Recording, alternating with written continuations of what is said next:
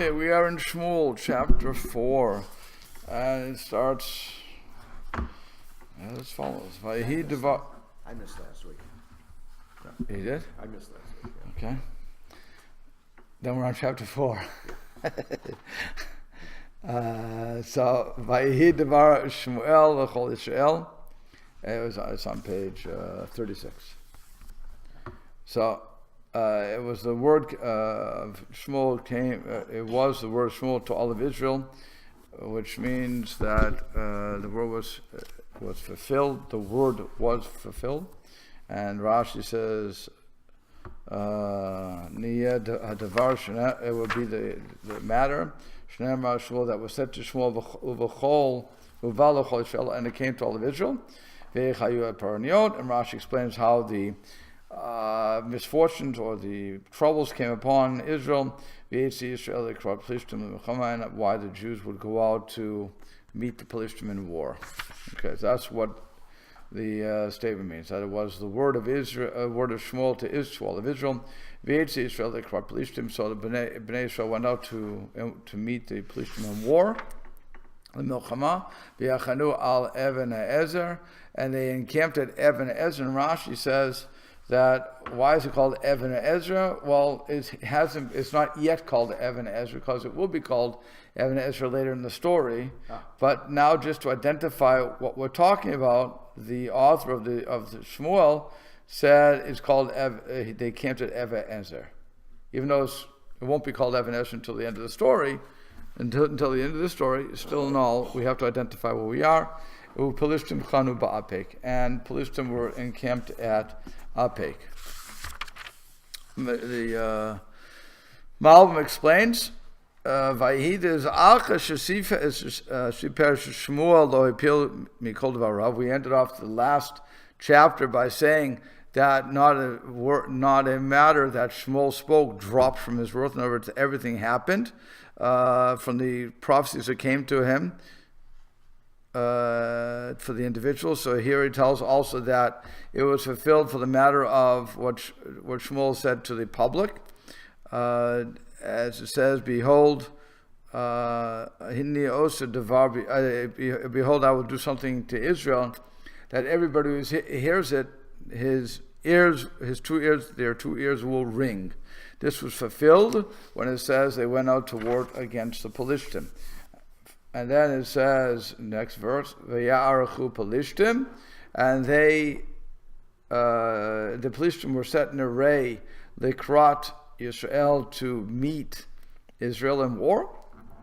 But Titosh Milchama, and so what happens is they are spread out, right? As I say, they were okay. Battle spread, okay. Vayinagef Yisrael lefnei Pelishtim. So the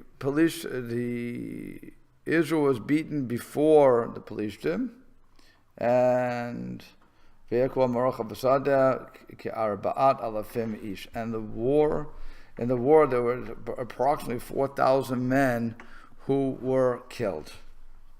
So Malbim explains, the place of the war, or the place of where they're setting in array, is not the place of the camp.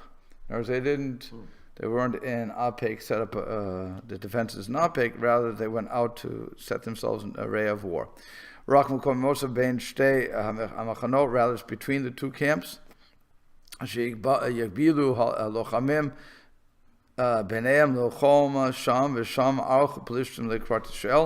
Rather, they would be in between. The two camps would meet in the middle. So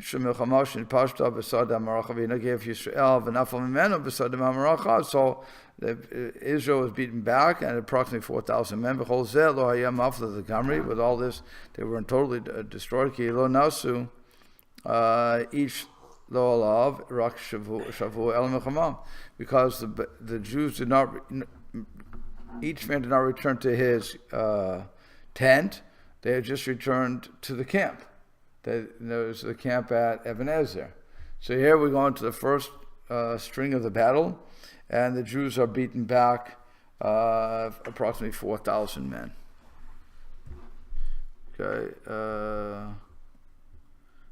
So he says in the digest, and Israel went out to war of their own accord, notwithstanding the fact that they had a prophet and a high priest who wore the Urim and to consult before undertaking this venture.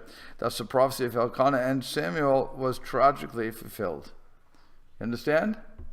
Since they didn't ask anybody, they just went out. They thought they relied upon their strength. Yeah. They were defeated, and Israel went out. At that time, the Philistines did not rule over Israel. Okay? So this battle spread. What does he say here? Okay, fine. So, Gimel. V'yavo ha'am el ha'machaneh. So the nation came to the camp. Vayom Ziknei Israel, and the Ziknei Israel, the elders of Israel, said, Lama nagafanu Hashem hayom lifnei Pelishtim. Why did Hashem plague us or cause us to lose before the Pelishtim? Nichai elenu mishilo et Aaron brit Hashem. Let us take for us from Shiloh the Aaron of the Ark of the Covenant of Hashem. V'yavo v'kirbena. And it will come into our midst, and it will save us from the hand of our enemies. And so what they're doing? First of all, they're questioning, why did Hashem cause this? That question, by the way, is basically saying, we're not responsible. Why did Hashem do this? Or it could be taken as, what do we do that we're responsible for?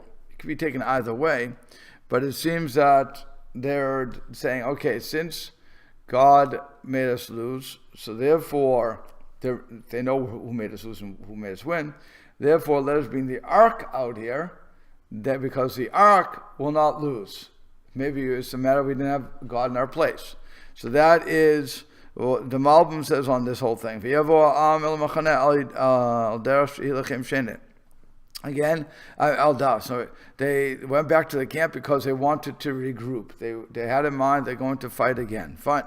So the elders said, Marinatan Kamatamim. So the Mari gives many reasons why they took the Ark of Hashem and why it was ultimately given over to the enemy as a captive.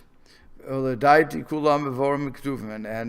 to me, the Malbim, all of these things are explained in the verses. The first reason is Biyot Yisrael Az Ra'im v'chateim avodah zara u'pesel michaya b'neihem. The first reason is because the Bnei Israel were evil in those days, and they were sinners who were serving idols. And the idol of Micha's idol, if they had taken, remember back to that story, where they took that idol, that was amongst them. She'atamid kol yemei hayob beit Elokim b'Shilo. All the times that we learned that in Shoftim, that was all the times that the Ark was in Shiloh, or the Mishkan was in Shiloh, the Micha's idol was around. That's Ulakaman Amar Lahem Shmuel Hasired Elahei Nechar, and further on Shmuel is going to say, remove from yourself all of the foreign gods. V'chol zeh, and with all this, Chashva that's among the tzaddikim. They, even though that Shmuel said, even though they had this Micha's idol, they considered themselves to be tzaddikim. Can you imagine that? Here I'm a sinner, and I consider myself to be a tzaddik because I don't see anything wrong with it. Yeah. Why don't I see anything wrong with it? Again, go back to that story of Micha. Who was the priest? Who was the priest? Remember? Moshe's grandson.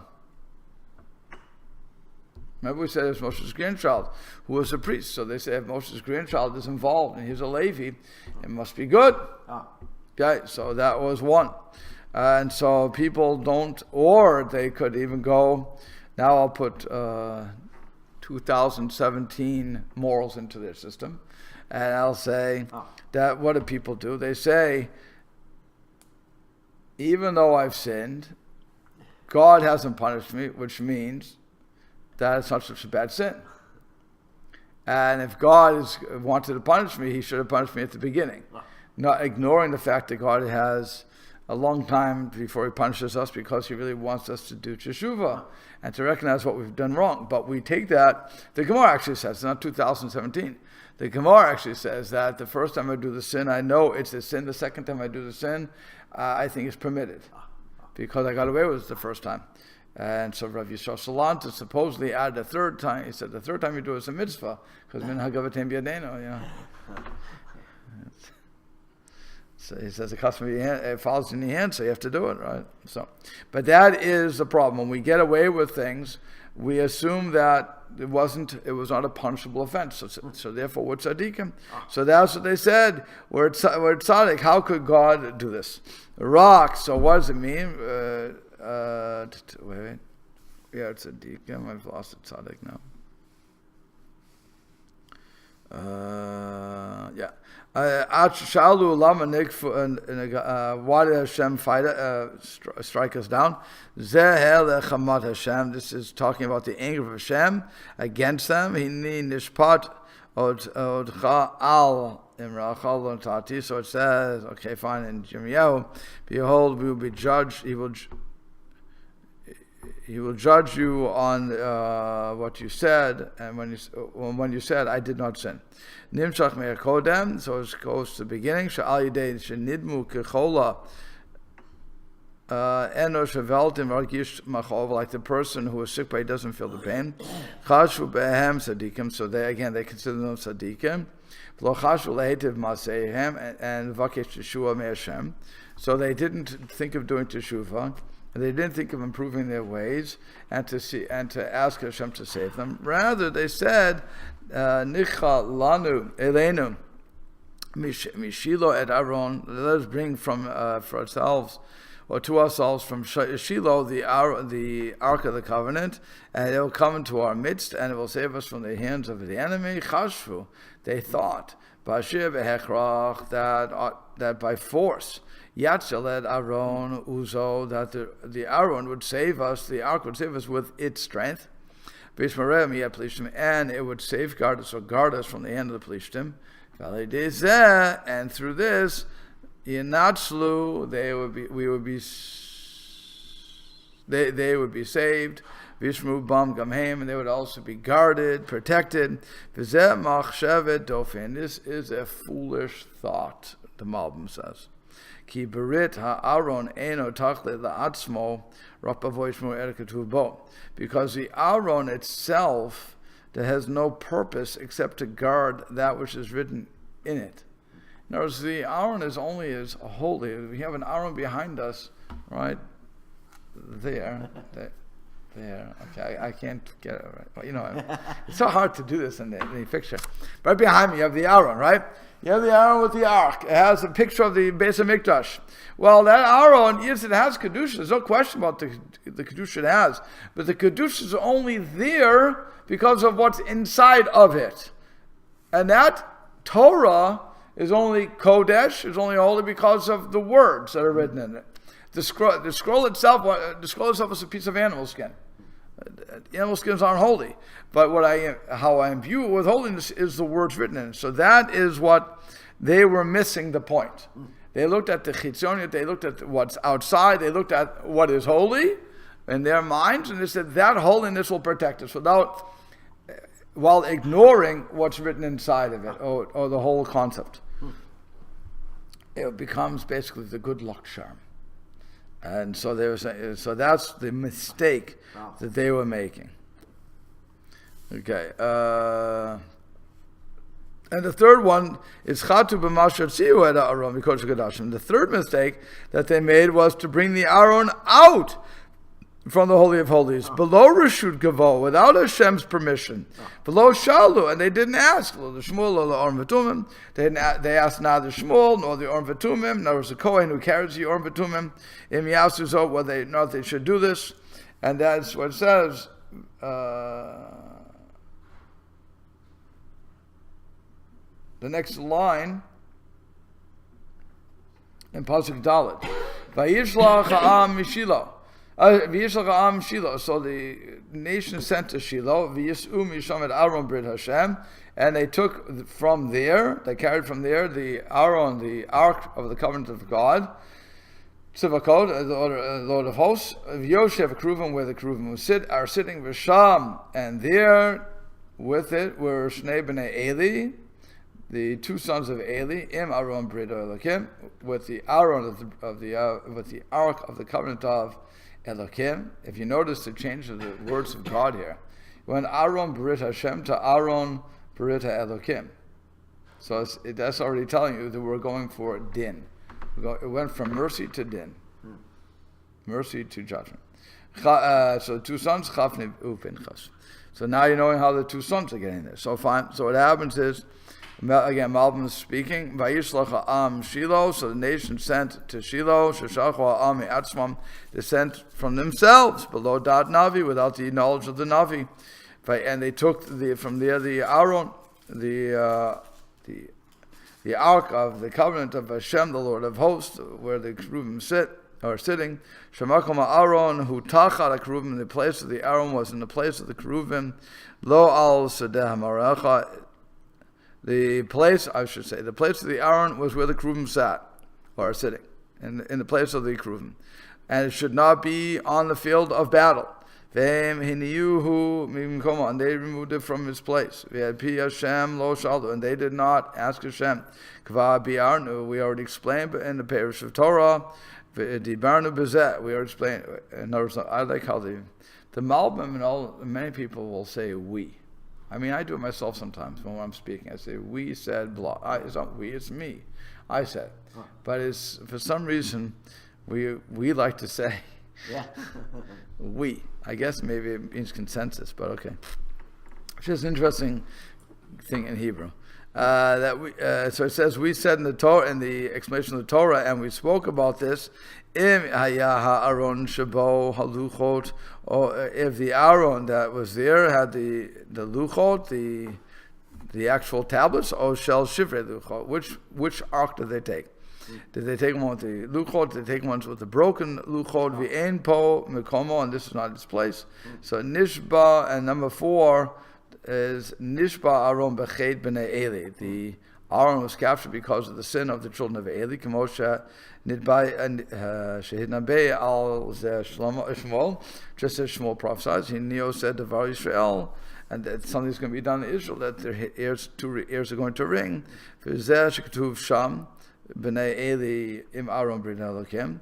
And that's why it's written that there were the two sons of Eli were with the Aaron, with the Ark of the Covenant of Hashem, Aleim, he midat hadin metucha, and that's why I changed the word to Elokim, because upon them the trade of justice was going to be spread out. V'haya im ha'aron, and it was with the Aaron shemisham ba dibor aleim, because from there the matter came to them, or the word came to them, ki yamutu shneim b'yom echad, that they would both be killed on the same day, or die on the same day. V'giya ha'et l'kayim devar Shmuel, and now the time came to establish, to fulfill the words of Shmuel, v'im titatam nishba ha'aron, and with their death the Aaron would be captured, that they carried. So we're getting a lot of prophecies at one time. Now, did the prophecies happen overnight? The answer is no. It took a little while for this prophecy to happen. Shmuel was a young man. Now he's older. He's recognized. He's done his job. So I'm not sure how many years this is going to be later. But it wasn't, like I said, it didn't happen overnight. And now you're seeing everything fall into place. So it's all domino effect. So that's Daled. Hey, Vayihikash Kavo Aaron B'Reit Hashem. So once again, we're going back to the word Aaron Hashem. It was when the Ark of the Covenant of Hashem came to the camp. V'yariyu kol Israel Trua Gadol. All of Israel blew a great trua. V'tehom arts, and the ground shook. Is that what it says? Shook? Yeah. Okay. Down. Yeah. What is it? The earth stirred. Earth stirred. Oh, okay. The earth stirred. Okay, fine. So the Malbim says on this, so when Aaron came to the camp, Riu, Trua, and Tzachon, they blew the Trua of victory. Ba'ashir chashvu, because they thought, ki kamosha natzach, el ha'oivim be'et nichnasu la'arsh, just as the Aaron was victorious against the enemies when they entered into the land, v'tzaru al Yericho, and they caused distress, but it was on Jericho. Notice, Keni Natzech, and also they conquered it. Gam ata, also now, gam v'zeh chatu, and also in this they sinned. K'moshe she'ir hari ki b'milchemet Yericho, because in the just as the Ri explained that in the war of Jericho, Tziva Hashem bal Yiriu bal Yashmiu ekolam. When it came to Jericho, God said to them, "Do not shout and do not make noise." Ad 8 nefila dachoma shehu 8 hanisachon, until the time of the falling of the wall, which would be the time of victory. Aval kodem lechem, but before then, lo yiriu lo yisu einehem el lo yiriu. They shouldn't shout. Rak yisu einehem el Hashem. Rather, they should just lift their eyes to Hashem, to request His salvation. But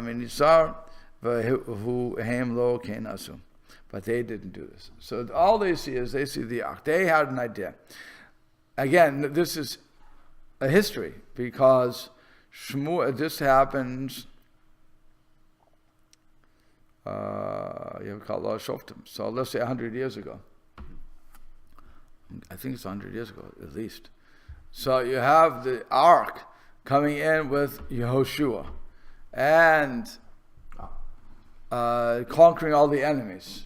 But it wasn't the ark, it was Hashem.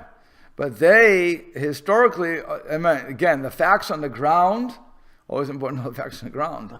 Facts on the ground, perception is the ark went in and the enemy fell. Okay. So they say, well, the same way that happened in Joshua, let's try that again. Because that's really the strength. The strength is the ark. The strength is, if I update that today, the strength is the Uzi. The strength is the tank. The strength is this, the strength is that. But all those things will not stand up if I don't have a good driver. If I don't have a good plan, none of those things will do anything. So the same way here, if Hashem was saying it wasn't the ark, it was nothing. It was all a matter of me.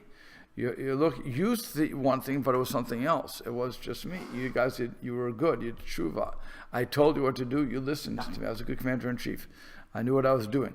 You, on the other hand, the Aaron comes. You make a lot of noise. That's not what are you doing? Why do you think the Aaron could do anything without me doing it? You need to turn to me. But in all this time, they're not learning that. So because they're only remembering what used to be. Fine. So vayishmu Pelishtim ekol trua, and so the Pelishtim heard the sound of this blast. Vayomru, and they said, "Ma kol trua v'chagdol hazob machane ha'evrim." What is this great cry or blast that they heard, and that was heard in the camp of the Jews? This is also interesting. They call them Ivrim. You know how they don't call them Canaanim. They come from Canaan, right? Oh. They're not calling them Canaanim. They're not calling them any of those people. They're calling them Ivrim. They're not. It's so interesting. Not Yisraelim. Oh. They're from Israel, right? They're from Isaac. They're from not Yaakovim. They call him Ivrim. Back to Avram Avinu. Back to Avram Ivri. Yeah. How do they know that? We're not ashamed of who we come from, but it's just interesting that they're calling them Ivrim. Right, we haven't been Ivri for a long time. You talk about the police team calling them. Yep. Yeah. They just said here. Okay. Yeah. Yeah. So in other words, they had the reputation that preceded them by that far back. So again, historically, it's an amazing thing that we'd be called Ivrim. If you just think about that. The last time we were called Ivrim was in the last time was Egypt.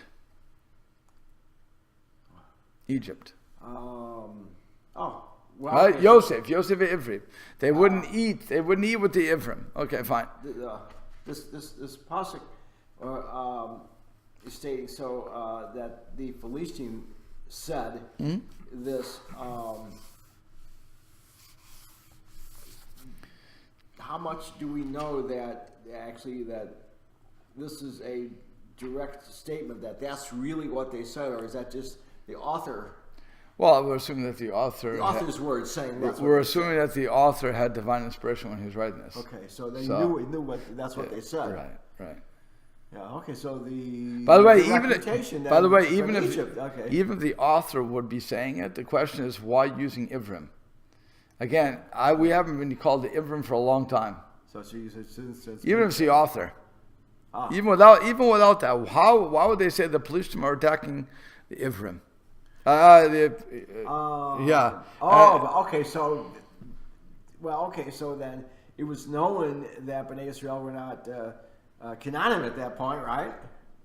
It was just again. So call us Yisraelim. Went into the land. Call us Yisraelim after our father. Call us Yisraelim. Why are you going back to Avram Avinu? Yeah. So I'll give you one possibility that I'm just thinking of, and again, anybody on the internet can yell at me all they want, but it's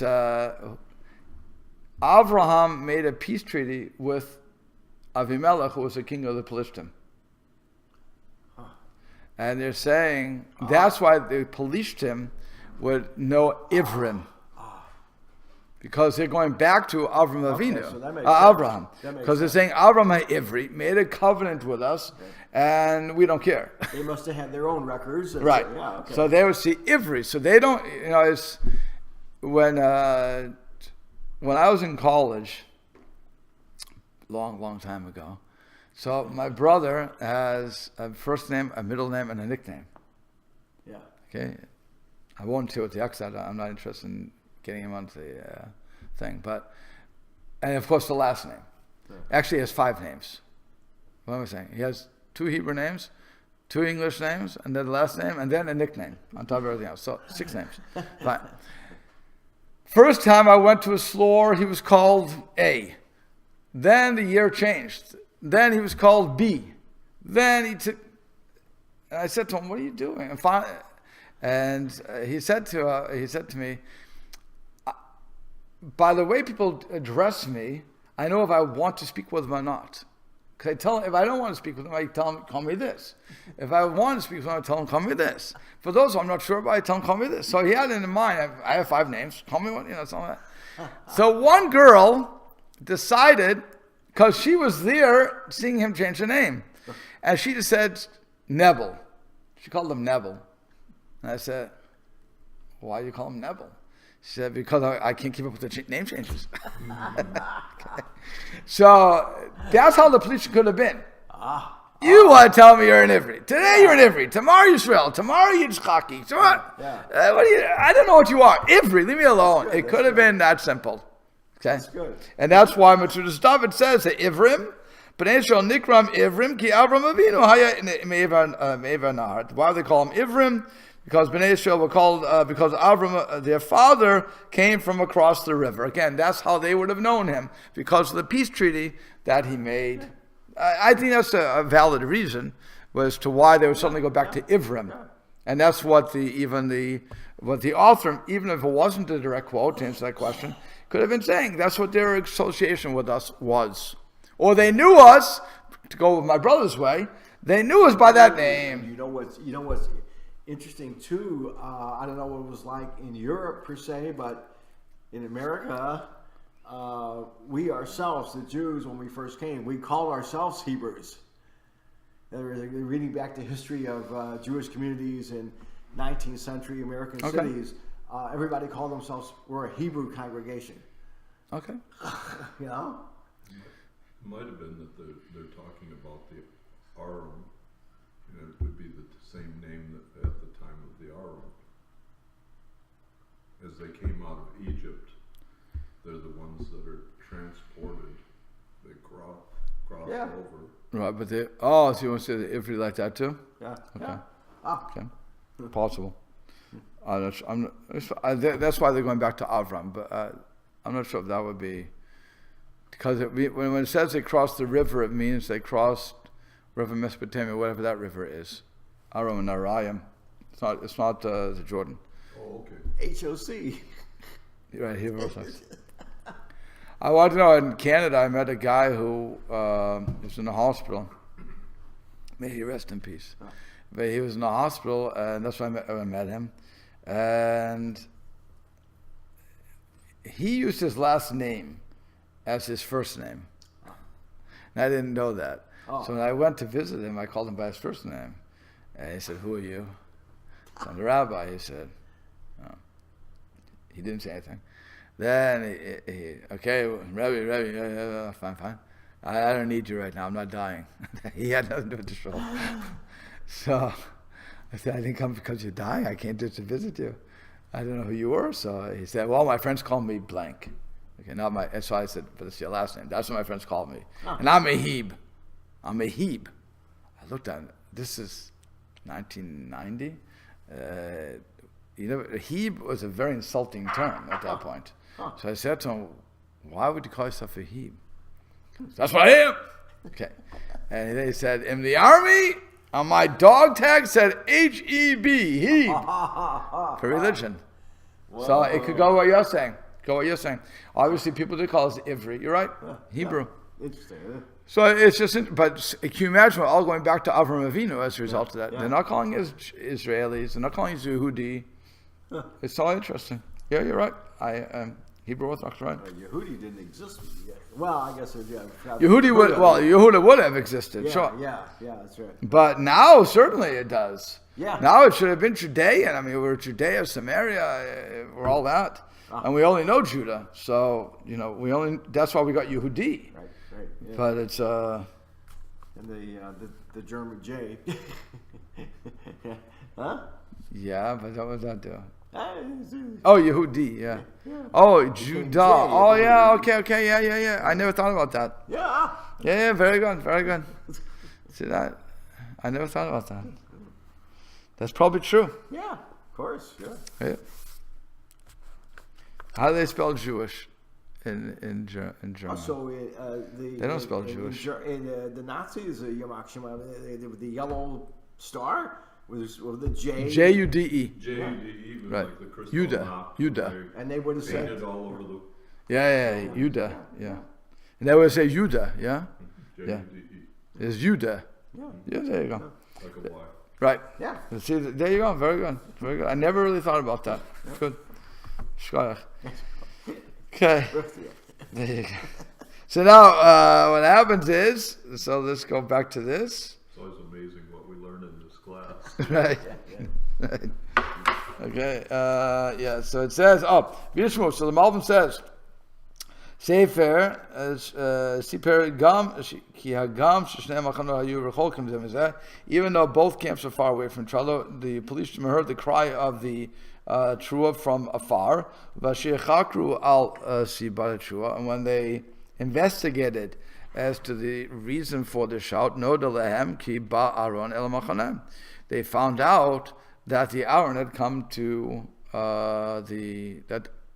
it's interesting that the Aaron came to the camp. It wasn't that it was brought. It came to. I like that. It came to the camp. It was brought to the camp. In other words, fine. So he's continued. So the passage continues. Zion 7. Vayiru Pelishtim, and the Pelishtim were afraid. Ki Amaru, because they said, Ba Elokim Elamachaneh. God has come to the camp. They saw the Aaron. They heard the Aaron was there. They did the investigation. Hashem has come to the camp. V'yomru, and they said, Oy lanu, woe unto us. Kilohaita kazot et molshul shon, because it was not like this yesterday and the day before. Yes, and so Malbim explains, V'yiru ki amru sha'im Aaron, with the Aaron. That's what Hashem came, the one who dwells upon the camp. And he will fight against them. And they said, woe unto us. Two reasons were given for their trepidation. One,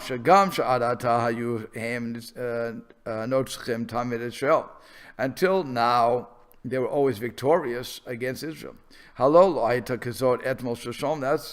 wasn't like that yesterday and the day before. Until now, we were only fighting with Anashim, with men. And now we have to fight with the God that saves them, that is their salvation. This is not a good situation. That's what they're saying. Oy lanu. Then they said oy lanu. Number 2. They said again. Oh, they're going to say it. Yeah. One more time. They said in verse 8. Oy lanu, woe unto us. Kimi etzilenu miyad Elokim hadir me'ela. Who is going to save us from this powerful God? Elohim, Elokim. These. It's interesting again because Elokim is plural, so everything is in the plural, but it doesn't mean plural. It means, this is the God that Hamakim and Mitzrayim, that struck Mitzrayim, Egypt, Chol Makab Midbar, with all of the plagues in the desert. Well, every plague actually in the wilderness. So he says, and Malbim says, Oy lanu, what's going on? Ratz lemor lo levad she'en tikva. Not only that there is no help, Shanachnu ninatseach, that we will again be successful, or not successful. Yeah, successful. Yesh pachad, there is also a fear, kinevad biado, that we will be destroyed in his hand, because the one who saved who can be saved from the hand of God, this powerful God, they are the ones that hello bigvrato no da'at mikvar mimekadem. We know of his strength from earlier days. In other words, they knew history. V'yefshal who koach mugval rak al davar echad, and it's impossible to say that the powers are altogether just about one thing. For example, to hit in a plague or a water and not to be victorious in war, because surely God hit them with every type of plague that there was. It's also impossible to say that God was only ruling over one place. Why? Because Rak be'eretz Mitzrayim lo plishtim, and namely only the land of Mitzrayim but not plishtim. Shalo hika Mitzrayim gam b'midbar, that he also struck Mitzrayim in the midbar, in the wilderness. Harei Moshe la yeshuv al midbar shehem v'komot shonim.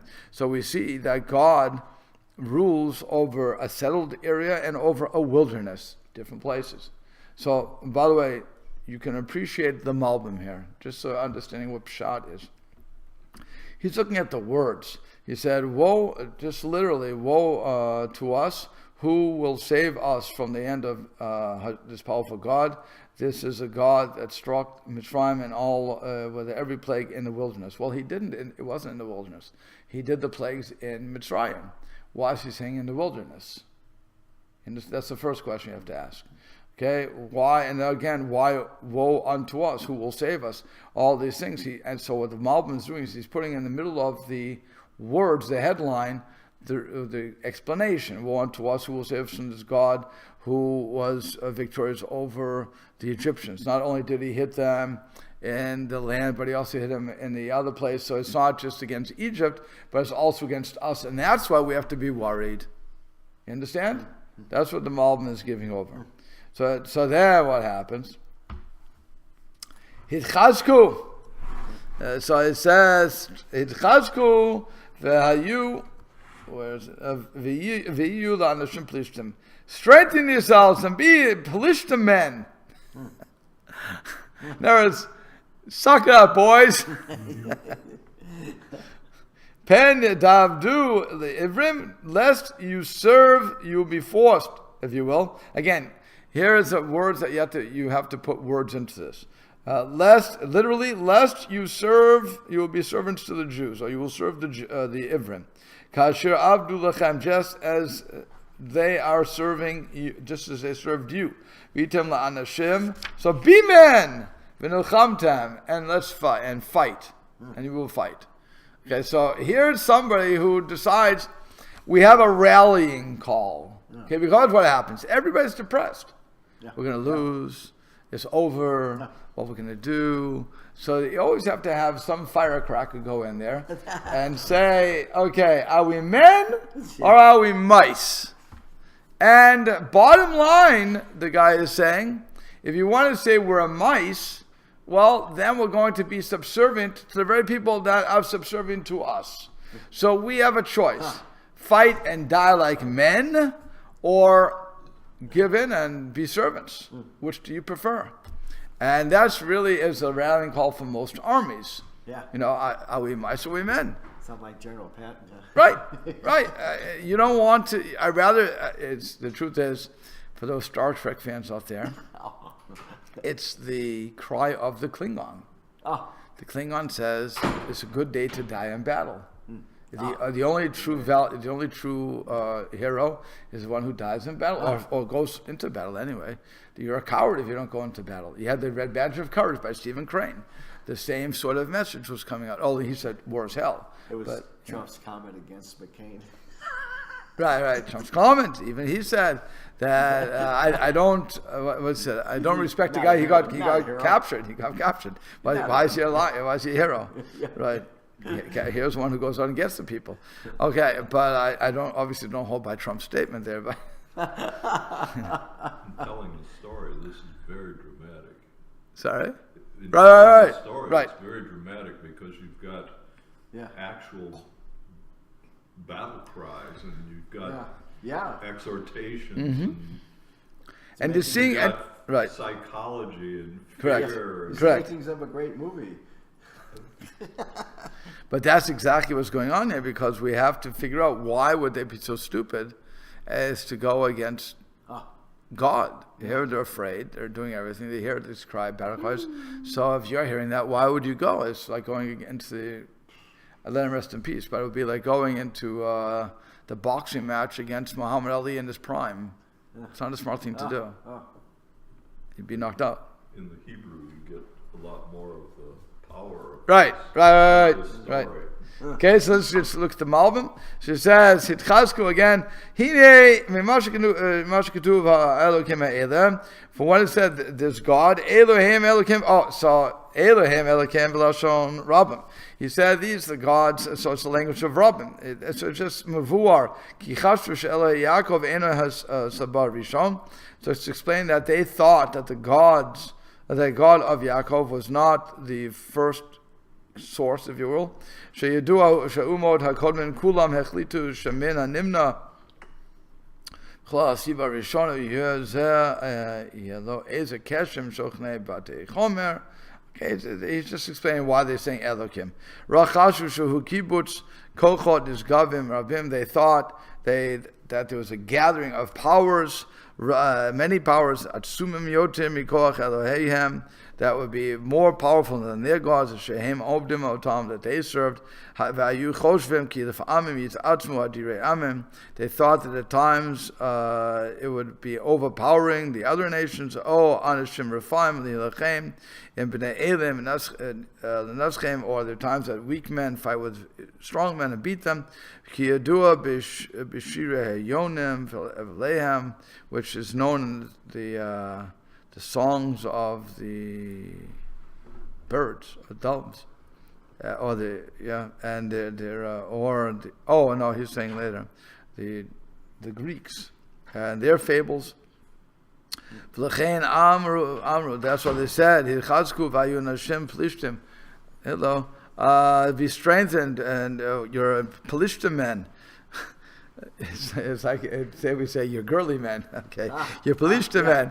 Komer al you behemot. Do not be like behemoth animals. Shelo yidgavru al bnei elim leolam, that cannot gain strength over man forever. Rakayua anashim sheim koach and shatam yigvaru lifamim al ha'elim.